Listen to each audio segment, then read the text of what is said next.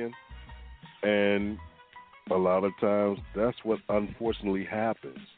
And then they want to, try to find little things to pick with or pick on to try to discount the service, but it's not stopping millions of people from creating Facebook pages, business pages, fan pages, different organizations that they belong to, right. And you can go to this one place and everything is there.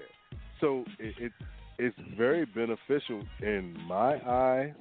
Some people, use it for other things, but hey, that's now. What it. do you think? but what do you think? But what do you think about one of the things I have seen on Facebook now? There's some people that are saying that they're going to walk away from Facebook because of some of the people that were banned.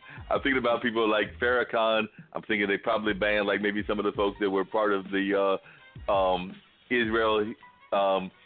What do you call it? The Israel Hebraites, and I think that's the name that they go by, or people of that nature. But I do know Farrakhan was definitely banned, along with some folks from the opposite extreme that were banned as well. So there's some folks that are saying, well, I'm going to walk away. Y'all don't want to hear Farrakhan and what he got to say, I'm going to walk away. And I'm sitting there going like, they got so many other people. I don't think that unless it's done ad hoc that they really going to care that you walked away because you weren't getting your Facebook feed from Mr. Farrakhan. You know what? If an individual wants to walk away, that's up to them. And right. I say that because you can, I'm not just because you got put off. You got put off. I'm quite sure that, they were given warnings before. If you choose not to, or even if they were not given a warning, sometimes you got to kind of temper what you say. I've been a victim of that too. I've said some things and been put in Facebook jail, and like, why the hell am I in Facebook jail? But then when you look at it, I did it to myself. Right, exactly. They kicked me off of Facebook, but at the same time, if you're gone, then hey, that's you. I'm not gonna walk away from Facebook because somebody else got put off of Facebook. I'm just not that, deeply entrenched in anyone's life, personal business, or however they want to conduct themselves. It's just not for me, you know what I mean? No, I agree with you on that. Now, you mentioned how Facebook can be really important for our community things and things that go on in our lives. And I got to agree because Facebook has come in handy for something that's going on right now with me because I got contacted, I think it was last week. It might have been the week before our last show, but it's definitely – I think it was last week, actually, but I got contacted by an old schoolmate of mine. You heard me mention the school that I went to and everything. But we're getting to come up on our 40th anniversary. So we're using Facebook and other tools to try to find our classmates so that we can have our reunion. And it sounds like the reunion will partially be held in the town that we grew up at, which is Warrenton. But a lot of the people live here in the Triangle. So it sounds like some of the activities might be held in the Triangle area as well. But just because not everybody wants to go into the country town, and not everybody, it was a country town. So some people have fond memories of it. Some people would like to have some activities where they're living at now. So it sounds like they're trying to work on a compromise. So some of the activities might be held in the Triangle and some of them in our general area where we grew up at and everything. But, yeah, Linda reached out to me, Linda Baker, and it looks like we're going to try to have our reunion because it's hard to believe. I was thinking about that. I'm like, yeah, I know I get older. I see the gray hairs on the face and everything. Well, white hairs is what they actually are, but I see them on there, and I'm sitting there going like, good grief, it was 40 years ago that I graduated next year from high school, so 39 years ago now, but next May, next graduation in May of 2020 that folks go through, that's college, but next June graduation in 2020, so the ones coming up now, they're 39 years away from me, but the ones that graduate next year, so the ones that are juniors now, they would have graduated 40 years after I got out of high school. So it just lets you know that age thing, they don't play. It sneaks up on you. I'm sitting there going like, I remember some of that stuff that I was doing. And then my brother showed me a picture. He actually went up to the old homestead. He said one of our houses, because we lived in two houses up there, he said one of the houses Mother Nature has claimed. So apparently it got buried underneath nobody ever rented it and got buried underneath trees and stuff like that. The other one is still there, looks like it's in good shape, and it has had some yard work done to it and things of that nature. And then he showed me a picture of the house that we lived in when we were living in Greensboro. So that's like when he was probably Malik was probably definitely in the infant, like the under 10 years, the infant kind of years and everything, and I was like a preteen at that time. So he showed me the house, and looking at that house, I'm sitting there going like, that's not the memory that I had, because I was thinking like this more condensed neighborhood of more houses, and some of those houses could have been like Malik was talking about, the house that went down to Mother Nature. They could have been torn down, but when I looked at the house, I'm like, I thought that there were more houses nearby. That's what my recollection was, but it's just interesting when you see the house, and Malik's like, yeah, that's the house that we grew up at when you were a preteen, because I think I moved in when I was 6th grade to Warrenton, so I was probably like 10 or 9 at that time. So I'm like, good grief, that's not the way I remember the house, but you got the picture, so, and Mom told you that was the house, so I can't really argue with you. Mm-hmm. Yeah, things happen and things change, and I look, and in 2 years it'll be 30 years out of high school for me, and right. I wonder. It makes you wonder, like when you look at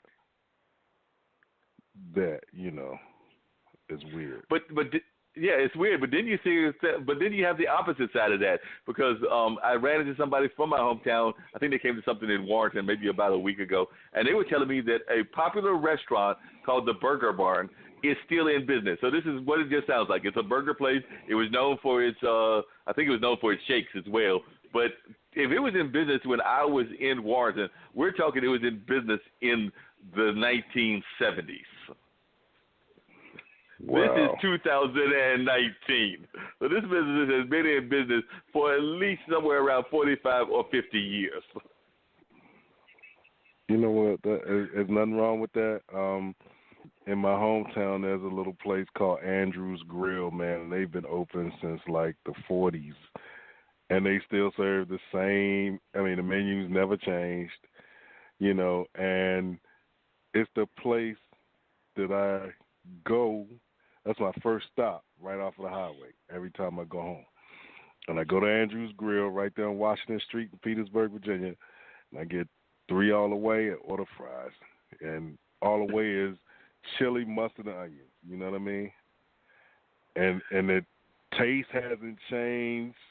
Nothing. It's still the same way it's been, that I can remember. And when I was a little kid, we used to, around the corner was Body's Barbershop.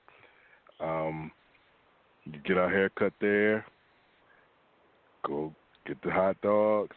Back then it was like 1 all the way, 2 all the way, and it's still the same, man, from when I was a little kid, Yeah.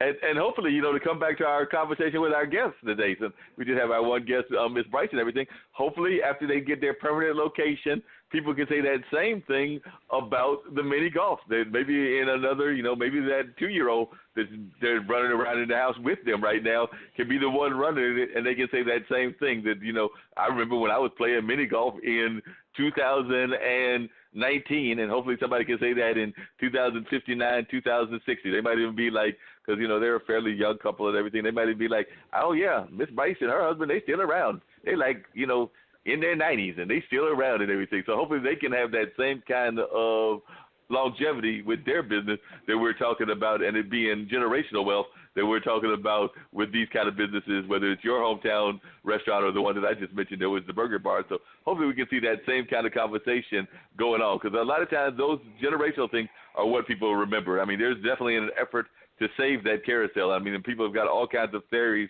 as to where it should go after it has its last closing. People have talked about everything from, putting it in the skate park area, because we have a skate park here, or putting it with the Museum of Life and Science. As I told one of my friends, I don't know how the animals will feel about that, but they've been talking about different places to put it so that it can be around for a long time, because it's been around for a number of years. I forget the amount of years. I want to say, and I'll look at the sign tomorrow, I want to say it might have been in Northgate Park for almost close to 40 or 45 years. So that carousel has had a number of kids run around on those horses for a number of years with the theme music. And I'm sure the theme music, some of it is it's pretty much the standard circuit music. They may have upped a couple of tunes here and there, but it's pretty much the standard, what do you call them, merry-go-round sounds that you would hear at any merry-go-round. And they had something similar at Chavis Heights in Raleigh, and I don't know what they did with that carousel. I have to look it up and see what they did with that one. But anytime that we have these historical things that can be saved, I'm all a proponent for trying to save them and let a new generation enjoy them just like the old generations did. That's true. That's very true. And hopefully the generations after us will continue to have the same thing, you know, and well, we won't be able to see it, but if things are put in place the proper way, then it should be there, you know, for years to come, man. Yeah, that's the hope, and definitely the hope and the wish. Looks like we've got about 2 or 3 minutes to go. So do you have any parting thoughts that you want to share with our listeners? Because we're going to be gone for a couple of weeks. Got some reruns coming, so we're not going to be gone. People can still listen to us, and I'm already lining up guests. I know we've got some entrepreneurs and some activists and definitely some creatives that I'm already talking to. So we're going to have some really good shows coming up in June. I've already lined up some people. I've got a motivational speaker out of L.A. that has agreed to be, I think, on one of their early shows. Definitely got some more creative types from around the country. So, you know, I'm definitely not just trying to stick to the Durham and the New Jersey people. We love our folks from me and Dean's individual areas, but we've also reached out to people out of L.A., out of Nevada, out of Florida. Shucks, I've even told somebody from Zimbabwe and some of the African countries that if they can find a way to work it around their schedule, because they're in a whole different time zone, that we are game to having conversations with them. So we're definitely always interested in conversation. So, Dean, any parting thoughts as we get ready to wind down this particular episode? You know, as I always say, man, when you walk out your front door, it's showtime, and the world is your stage. Just make sure that people are not watching the rehearsal. With that being said, it's Straight Talk with Dean and Mark. We're on Monday nights. We're going to take a 2-week hiatus. We'll be back in June. We will see you then. Have a great rest of your week. Have an outstanding weekend. And the six-man Dean Geronimo is out.